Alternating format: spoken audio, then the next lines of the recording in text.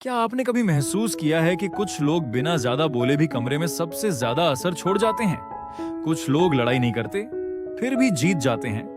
कुछ लोगों के पास सबसे ज्यादा पैसा नहीं होता, लेकिन सबसे ज्यादा सम्मान होता है। और कुछ लोग हर बार धोखा खाने के बाद भी टूटते नहीं, बल्कि और मजबूत होकर लौटते हैं। आखिर ऐसा क्यों? क्या असली पावर ताकत में है या सोच में?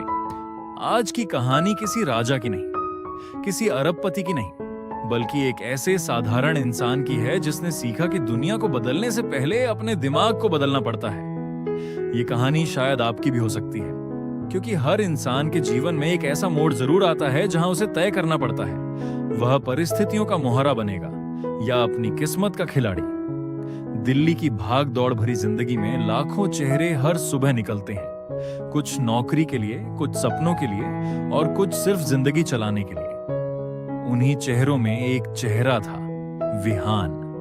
न वह सबसे अमीर था, न सबसे होशियार, लेकिन उसके अंदर एक चीज थी, हर हार के बाद भी उठ खड़े होने की जिद। फिर भी एक सवाल उसे हर रात सोने नहीं देता था।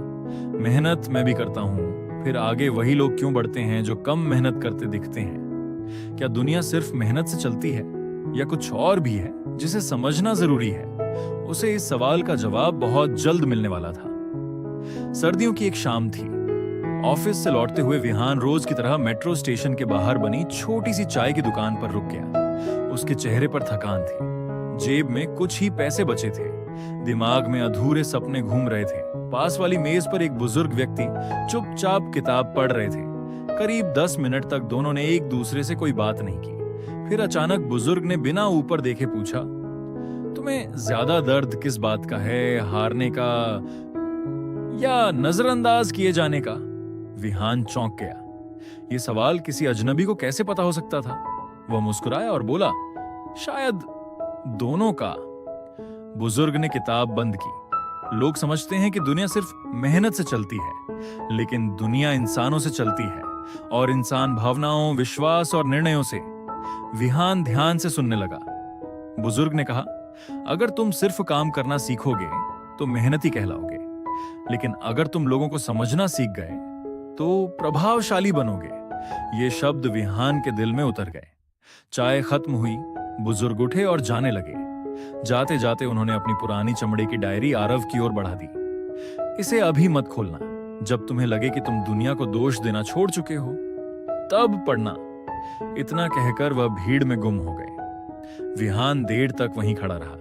उस रात वह डायरी को बार बार देखता रहा, लेकिन खोली नहीं। पहली बार उसने महसूस किया कि शायद उसकी सबसे बड़ी लड़ाई दुनिया से नहीं, अपने ही सोचने के तरीके से है। अगली सुबह उसने एक फैसला लिया, आज से वह शिकायत कम करेगा और सीखना ज्यादा। उसे नहीं पता था कि यही फैसला उसकी जिंदगी की दिशा बदल देगा, लेकिन हर बदलाव की शुरुआत एक छोटे से निर्णय से होती है, और विहान ने वह पहला कदम उठा लिया था। लेकिन उसे क्या पता था कि डायरी के पहले ही पन्ने पर लिखा एक वाक्य उसकी पूरी दुनिया हिला देगा। यही से उसकी असली यात्रा शुरू होगी। सुबह के 5 बजे थे। दिल्ली की सड़कें अभी पूरी तरह जागी नहीं थी। हल्की ठंडी हवा चल रही थी। विहान अपनी छत पर खड़ा था। उसके हाथ में वही पुरानी चमड़े की डायरी थी जो उस रहस्यमयी बुजुर्ग ने उसे दी थी। आज उसने तय कर लिया था कि अब वह इसे खोलेगा। उसने धीरे धीरे पहला पन्ना खोला। उस पर केवल एक ही वाक्य लिखा था, दुनिया को बदलने की कोशिश मत करो, पहले यह समझो कि दुनिया चलती कैसे है। विहान कुछ देर तक उस एक वाक्य को देखता रहा। उसे लगा जैसे किसी ने उसके मन के अंदर दबे हुए सवाल को शब्द दे दिए हों। डायरी के अगले पन्ने पर लिखा था, लोग वही नहीं होते जो दिखाई देते हैं। कुछ लोग तुम्हें ऊपर उठाएंगे, कुछ लोग मुस्कुराते हुए तुम्हें नीचे गिरा देंगे। समझदारी ये नहीं कि तुम सबसे बच जाओ, समझदारी ये है कि तुम सही लोगों को पहचानना सीख जाओ। विहान ने डायरी बंद कर दी। उसने मन ही मन कहा, अब मैं लोगों को केवल उनके शब्दों से नहीं, उनके व्यवहार से पहचानूंगा। कुछ ही दिनों बाद ऑफिस में एक नया प्रोजेक्ट शुरू हुआ। यह प्रोजेक्ट जिस टीम को मिलता उसके लिए प्रमोशन के रास्ते खुल सकते थे। सभी लोग अचानक पहले से ज्यादा विनम्र हो गए। जो लोग पहले कभी विहान से ठीक से बात नहीं करते थे, अब उसके साथ चाय पीने लगे। कोई उसकी तारीफ कर रहा था, कोई उसकी मदद करने की बात कर रहा था, कोई कह रहा था, भाई हम तो एक टीम हैं। पहले वाला विहान शायद तुरंत भरोसा कर लेता, लेकिन अब उसके अंदर कुछ बदल चुका था। उसने जल्दबाजी में कोई फैसला नहीं लिया। वह सिर्फ लोगों को देखने लगा, कौन क्या कह रहा है, और उससे भी ज्यादा कौन क्या कर रहा है। धीरे धीरे उसे छोटे छोटे अंतर दिखने लगे। एक सहकर्मी सामने उसकी तारीफ करता और मीटिंग में उसके सुझाव का श्रेय खुद ले लेता। दूसरा हर समय मदद की बात करता, लेकिन मुश्किल समय में गायब हो जाता। विहान को पहली बार समझ आया, इंसान की असली पहचान उसके शब्दों में नहीं, उसके लगातार किए गए कामों में छिपी होती है। पहली परीक्षा एक दिन उसके टीम लीड ने कहा, विहान, इस प्रोजेक्ट की पूरी रिपोर्ट आज शाम तक चाहिए। किसी को भी इसकी जानकारी मत देना। विहान ने पूरे दिन मेहनत की। शाम को उसका एक सहकर्मी आया, चेहरे पर मुस्कान थी। यार, बस 5 मिनट के लिए रिपोर्ट दिखा दे, मैं सिर्फ अपना हिस्सा मैच करना चाहता हूं। विहान कुछ पल के लिए चुप रहा। पुराना विहान शायद तुरंत लैपटॉप खोल देता, लेकिन नया विहान पहले सोचने लगा। उसे डायरी की एक पंक्ति याद आई, जिस बात की जिम्मेदारी तुम्हारी है, उसकी सुरक्षा भी तुम्हारी ही जिम्मेदारी है। उसने विनम्रता से कहा, माफ करना, अभी नहीं, जब टीम लीड अनुमति देंगे तब जरूर। सामने वाला मुस्कुराया, लेकिन उसकी आंखों की चमक अचानक बदल गई। विहान ने पहली बार महसूस किया, कभी-कभी ना कहना भी अपने सपनों की रक्षा करना होता है। 2 दिन बाद पता चला कि उसी सहकर्मी ने दूसरी टीम से गोपनीय जानकारी लेने की कोशिश की थी। जांच हुई, कई लोग फंस गए, लेकिन विहान सुरक्षित था। क्यों? क्योंकि उसने पहली बार भावनाओं से नहीं, सिद्धांतों से निर्णय लिया था। उस शाम वह फिर उसी चाय की दुकान पर गया। बुजुर्ग वहां नहीं थे, लेकिन चाय वाले ने मुस्कुराकर कहा, बाबा ने तुम्हारे लिए एक संदेश छोड़ा था। उसने एक छोटा सा लिफाफा विहान को दिया। अंदर सिर्फ एक पंक्ति लिखी थी, जब तुम लोगों को पढ़ना सीख जाते हो, तब लोग तुम्हें पढ़ नहीं पाते। विहान मुस्कुराया। उसे एहसास हो गया था, असल ताकत दूसरों को हराने में नहीं, खुद को संभालने में है। लेकिन यह तो बस शुरुआत थी, क्योंकि अब उसकी जिंदगी में आने वाला था एक ऐसा व्यक्ति जो उसके धैर्य, उसके विश्वास और उसके चरित्र तीनों की परीक्षा लेने वाला था। अगले सोमवार ऑफिस में एक नया कर्मचारी आया। उसका नाम था कबीर। आत्मविश्वासी, तेज दिमाग, बेहतरीन बातचीत। कुछ ही दिनों में वह सबका पसंदीदा बन गया। विहान भी उससे प्रभावित हुआ। दोनों साथ काम करने लगे, साथ चाय पीने लगे, साथ देर रात तक प्रोजेक्ट तैयार करने लगे। धीरे धीरे कबीर विहान की सोच, उसकी आदतें, उसके लक्ष्य सब जानने लगा। विहान को लगा शायद उसे एक सच्चा दोस्त मिल गया है। लेकिन एक रात डायरी का अगला पन्ना खुला। उस पर लिखा था, हर वह व्यक्ति जो तुम्हारे सबसे करीब आता है, जरूरी नहीं कि वह तुम्हारे सबसे अच्छे भविष्य की कामना करता हो। विहान कुछ देर तक उस पंक्ति को देखता रहा। उसे समझ नहीं आया कि यह केवल एक सामान्य सलाह थी या आने वाले तूफान की चेतावनी। और शायद इस बार दांव केवल उसका प्रमोशन नहीं, उसका विश्वास भी होने वाला था। रात के लगभग 10:30 बजे थे। ऑफिस की ज्यादातर लाइटें बंद हो चुकी थी। विहान अपनी सीट पर बैठा आखिरी रिपोर्ट पूरी कर रहा था। बाहर बारिश की हल्की बूंदें शीशे पर गिर रही थीं। उसी समय उसके मोबाइल पर एक संदेश आया, congratulations, project Zenith has been approved. Tomorrow management wants to meet you personally. Vihaan की आंखों में चमक आ गई। कई महीनों की मेहनत आखिर रंग लाई थी। लेकिन उसी पल उसे डायरी का पहला पन्ना याद आया। हर मंजिल के बाद एक नया रास्ता शुरू होता है। वह मुस्कुराया। इस बार उसने खुद को ज्यादा खुश होने से रोका। उसे महसूस हो रहा था कि यह अंत नहीं, बल्कि किसी नई परीक्षा की शुरुआत है। अगले दिन ऑफिस का माहौल बदला हुआ था। जो लोग पहले उसे नजरअंदाज करते थे, अब मुस्कुराकर हाथ मिला रहे थे। कई लोग सलाह मांग रहे थे, कुछ लोग उसकी तारीफ कर रहे थे। विहान को अच्छा लग रहा था, लेकिन उसने एक छोटी सी बात नोटिस की। जितनी तेजी से लोग उसके करीब आ रहे थे, उतनी ही तेजी से कुछ लोग उससे दूरी भी बना रहे थे। हर सफलता नए अवसर लाती है, लेकिन नए समीकरण भी। कबीर पूरे दिन असामान्य रूप से शांत था। न कोई मजाक, न कोई बातचीत। शाम को उसने सिर्फ इतना कहा, बधाई हो विहान, तुमने यह डिजर्व किया। शब्द सही थे, लेकिन आवाज में वे गर्मजोशी नहीं थी जो पहले हुआ करती थी। विहान ने सोचा, शायद मैं ज्यादा सोच रहा हूं, और यही अक्सर इंसान पहली गलती करता है। वह अपने मन की चेतावनी को नजरअंदाज कर देता है। वीकेंड पर विहान शहर की एक पुरानी लाइब्रेरी गया। वहां एक बुजुर्ग लाइब्रेरियन ने उससे पूछा, बेटा तुम किस तरह की किताब ढूंढ रहे हो? विहान ने जवाब दिया, ऐसी किताब जो मुझे लोगों से पहले खुद को समझना सिखा दे। बुजुर्ग मुस्कुराए। उन्होंने कहा, जो इंसान हर दिन अपने फैसलों की समीक्षा करता है, उसे दुनिया बहुत कम धोखा दे पाती है। ये बात विहान के मन में बस गई। उसने उसी दिन से एक नई आदत शुरू की। हर रात सोने से पहले वह खुद से 3 सवाल पूछता। आज मैंने क्या सही किया? कहां मैं भावनाओं में बह गया? कल मैं 1% बेहतर कैसे बनूंगा? धीरे धीरे उसका आत्मविश्वास दूसरों की तारीफ पर नहीं, अपने अनुशासन पर टिकने लगा। सोमवार सुबह ऑफिस पहुंचते ही माहौल अजीब था। लोग धीमी आवाज में बातें कर रहे थे। कॉन्फ्रेंस रूम के बाहर मैनेजमेंट खड़ा था। कुछ देर बाद सबको पता चला, कंपनी का सबसे महत्वपूर्ण क्लाइंट अचानक अपना निर्णय बदल चुका था। पूरा प्रोजेक्ट खतरे में था। अब सवाल यह नहीं था कि गलती किसकी है, सवाल यह था कि मुश्किल समय में कौन शांत रह सकता है। विहान ने गहरी सांस ली। उसे पहली बार महसूस हुआ, असल नेतृत्व तब शुरू होता है जब परिस्थितियां आपके नियंत्रण में नहीं रहती। लेकिन उसे यह नहीं पता था कि इस संकट के पीछे एक ऐसा सच छिपा है जो उसकी दोस्ती, उसके विश्वास और उसके भविष्य तीनों को हमेशा के लिए बदल देगा। अगली सुबह ऑफिस का माहौल बिल्कुल अलग था। जहां कुछ दिन पहले हंसी सुनाई देती थी, आज वहां सन्नाटा था। हर किसी के चेहरे पर चिंता थी। कॉन्फ्रेंस रूम का दरवाजा बंद था। अंदर कंपनी के डायरेक्टर, मैनेजर और बड़े अधिकारी बैठे थे।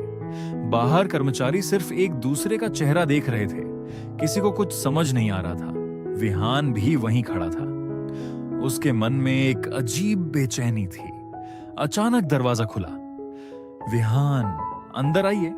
उसने गहरी सांस ली और कमरे में प्रवेश किया।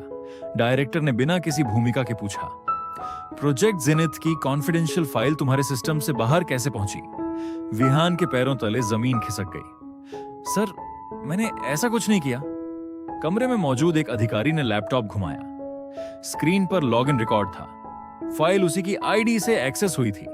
सबूत उसी के खिलाफ थे, लेकिन सच उसके पक्ष में था। विहान समझ नहीं पा रहा था यह हुआ कैसे। मीटिंग के बाद वो बाहर निकला। पूरा ऑफिस उसे अलग नजरों से देख रहा था। कुछ लोग धीरे धीरे बातें कर रहे थे, कुछ लोग उसकी ओर देखकर चुप हो जाते। इंसान जब गिरता है तो सबसे पहले उसके साथ चलने वाले लोग दूरी बना लेते हैं। उसी समय पीछे से आवाज आई, विहान। वह मुड़ा। कबीर खड़ा था। उसने धीरे से कहा, मुझे अफसोस है, मैंने सोचा भी नहीं था कि तुम ऐसा कर सकते हो। विहान ने उसकी आंखों में देखा।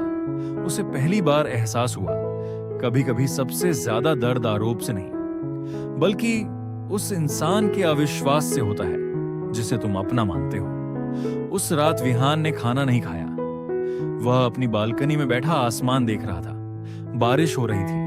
हर बूंद जैसे एक सवाल पूछ रही थी, अगर सच तुम्हारे साथ है तो डर किस बात का?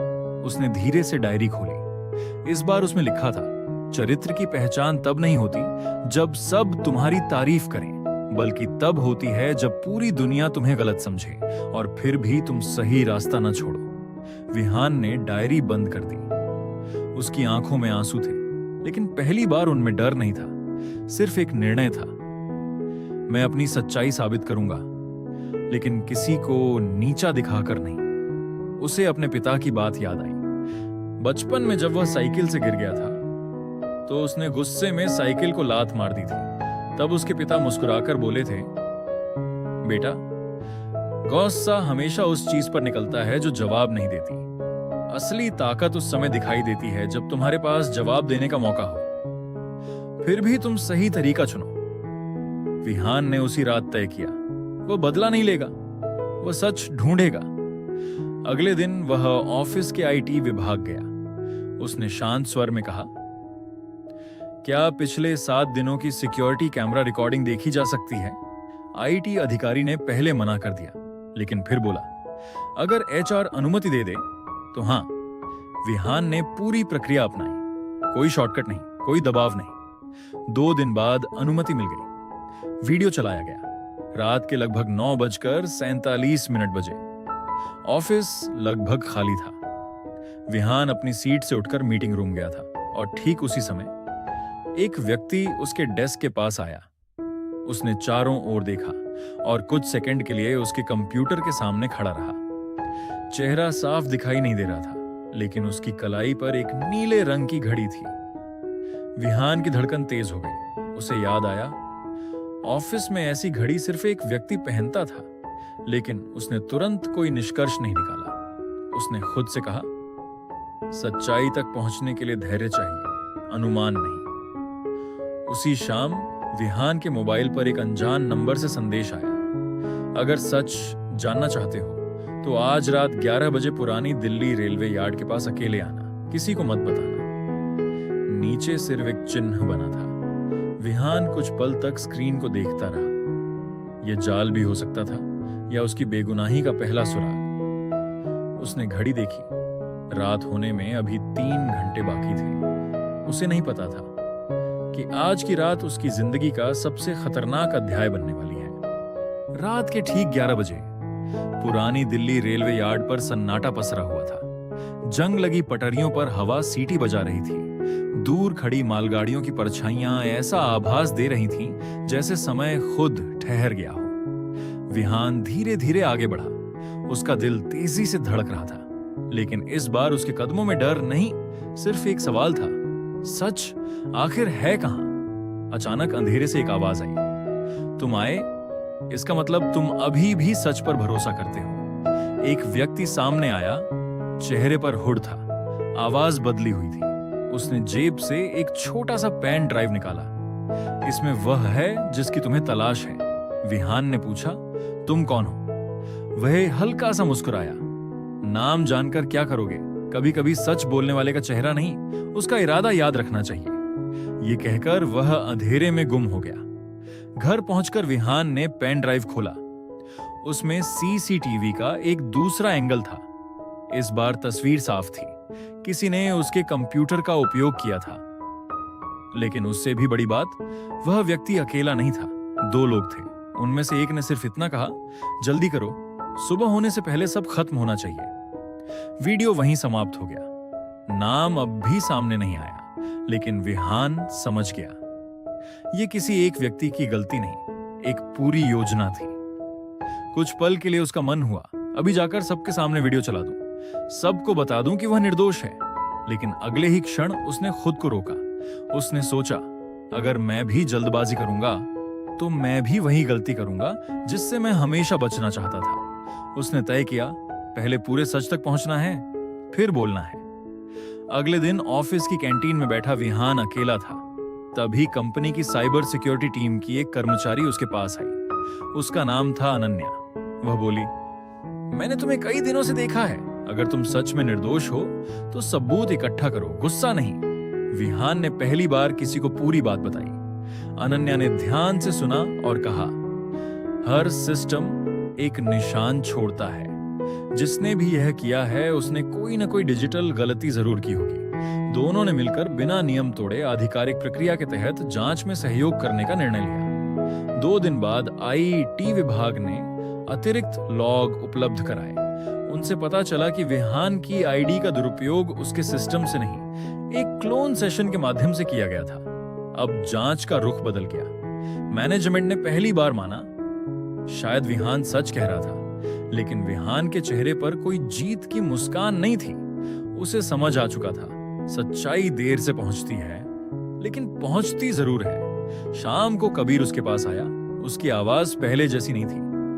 विहान, मैंने तुम्हारे बारे में गलत सोचा। कुछ पल दोनों चुप रहे। फिर विहान बोला, गलती सबसे होती है। सवाल यह नहीं कि किससे गलती हुई, सवाल यह है कि उससे हमने क्या सीखा।